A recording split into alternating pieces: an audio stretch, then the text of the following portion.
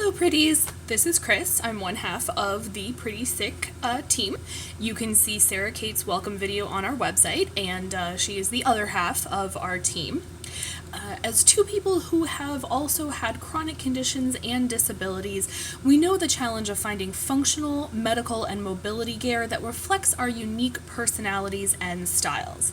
And while outsiders may see this as vanity, when you're using things like canes, insulin pods, oxygen tanks, splints, and compression garments for what could be the rest of your life, having those things reflect your personal style isn't vanity, it's vital. And it's more than just fashion. It's a big part of changing our conversation with the world around us. Having chronic conditions and disabilities can be really dehumanizing. The world tends to treat us as burdens, if they notice us at all. We're infantilized, patronized, ignored, and accosted. When your wheelchair looks more like you can change the way the world interacts with you while you're using it. A 19-year-old with a cane decked out in spikes and skulls gets a different reaction than a 19-year-old using grandma's hand-me-down cane. Personalizing our equipment is one way to take back our own space in a world that would rather have us disappear. The challenge, though, is finding those products. Decals and stickers and modifications and customized paint jobs and handmade pieces, people are making them. In a lot of cases, people within the Spoonie community. But because creators are often struggling with finances, they can't afford to advertise, and therefore they're forced to rely on word of mouth and luck of the search to be found. As both consumers and creators, SarahCate and I realized that more is needed to bridge the gap between creators and consumers and make finding products and producers easier for our entire community.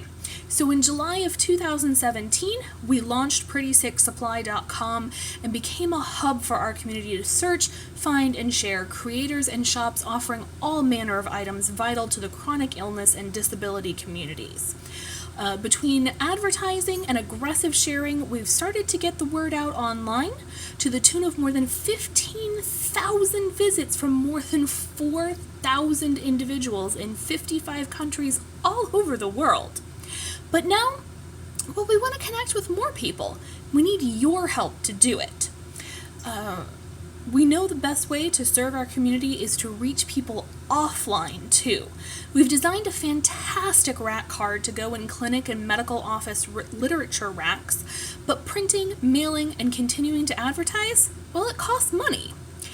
And we've been really blessed by small boosts from friends and family, which have allowed us to shift to our own domain name and use Facebook advertising for the last 6 months, but we want to take this further both online and offline.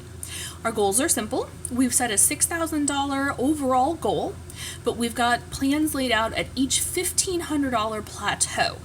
The first $1,500, that's going to be used to pay back all the advertising we've already done. The next $1,500 gets us a decent run of rack cards printed, packed, and mailed with letters of introduction. The third level of $1,500 sets us up with advertising for another 6 months on Facebook and also allows us to expand that to some other social media platforms such as Instagram.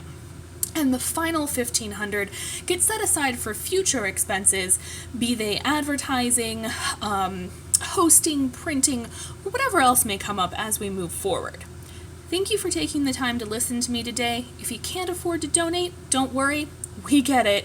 And you can still help us by sharing this fundraiser with your friends and family. And as always, keep putting the pretty in PrettySick.